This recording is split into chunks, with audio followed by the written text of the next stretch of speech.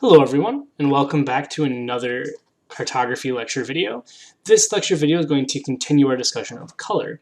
So in the previous video, we sort of outlined how we perceive color in terms of the idea that it's electromagnetic radiation being interpreted by our brain, and how that color is produced both from an additive perspective, where light is being emitted from our screen, those wavelengths are mixing to form the color we see, or whether it's subtractive, where we have an external light source bouncing off of the map, and that the inks and dyes within the paper are actually pulling wavelengths out, so we're seeing what's left.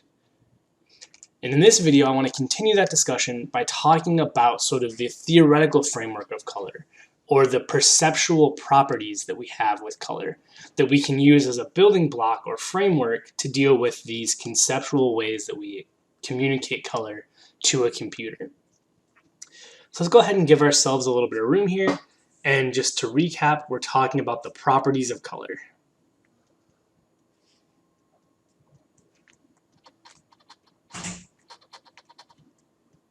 So this is going to be different from our discussion on radiation, where we talked about wavelength, right?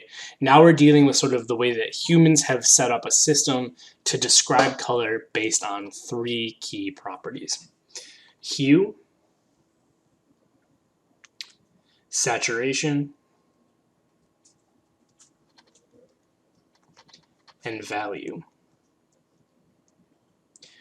So essentially the way that this works is we have these three properties that work together to describe both the color of the color, so whether it's red or green or blue, as well as the subtle differences between different shades, whether it's light pink or maybe neon pink. Right? These three properties are going to allow us to describe basically every color we can think of. And so we're going to start off our discussion with hue, because this is the one that most people think of when we think of color. So hue actually drives what the color is. So hue is really the color. Right? So examples of hue would be things like red, green, and blue.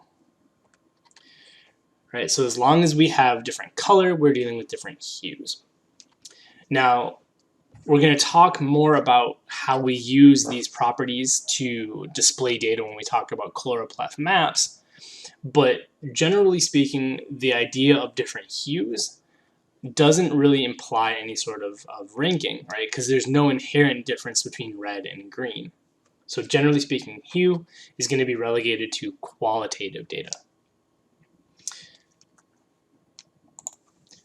So for example, these three boxes here are three different hues, keeping saturation and value the same.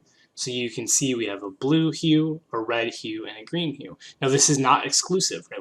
As we'll talk about when we talk about some of the ways that we communicate color to a computer, these are not the only hues we can have. But this is just a good example of the difference between hue while keeping saturation and value the same.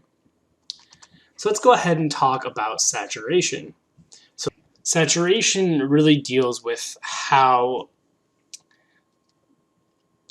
vivid a color looks. So for example, a low saturation value is going to be sort of grayed out, whereas a high saturation value is going to be really vivid. So saturation has to do with the vividness.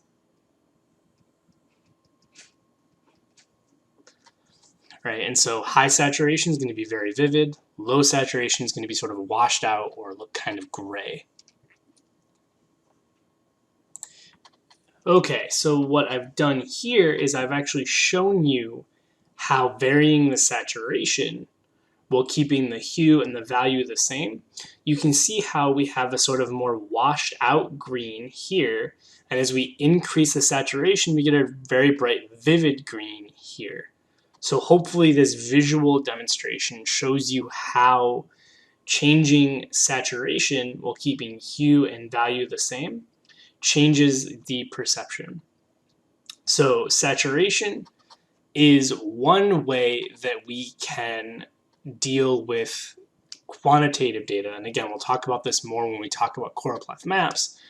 But by changing saturation, right, we can sort of try to give the impression of changes in ranking or increasing values, because perception-wise, right, this seems like it's going to have a higher ranking or higher value maybe than this does.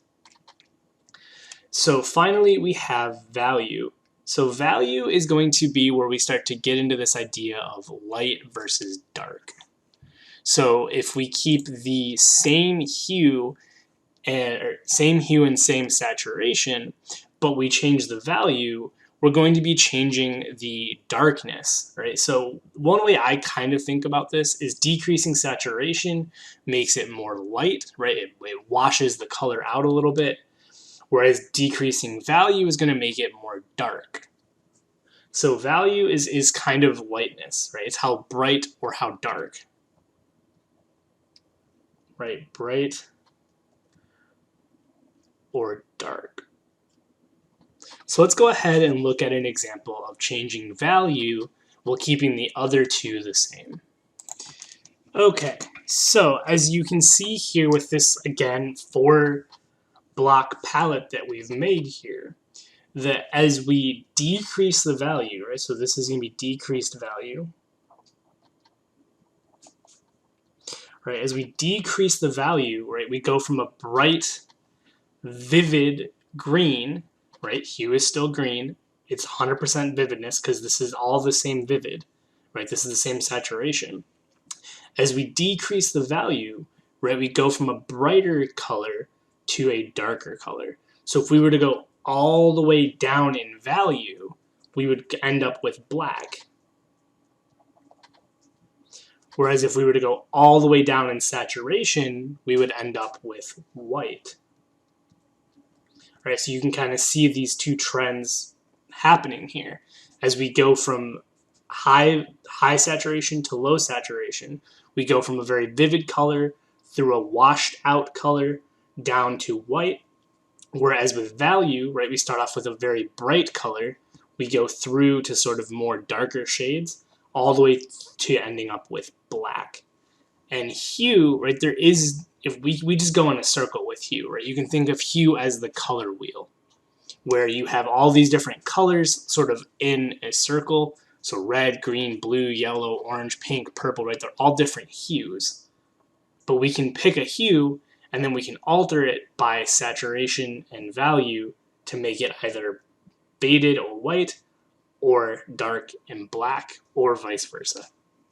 So hopefully this perceptual idea of color makes sense, especially because we're going to be dealing a lot with saturation and value when we talk about dealing with choropleth maps. So hopefully this makes sense, the difference between saturation and value, and this idea of hue. And as always, if you have any questions, please reach out. Thank you.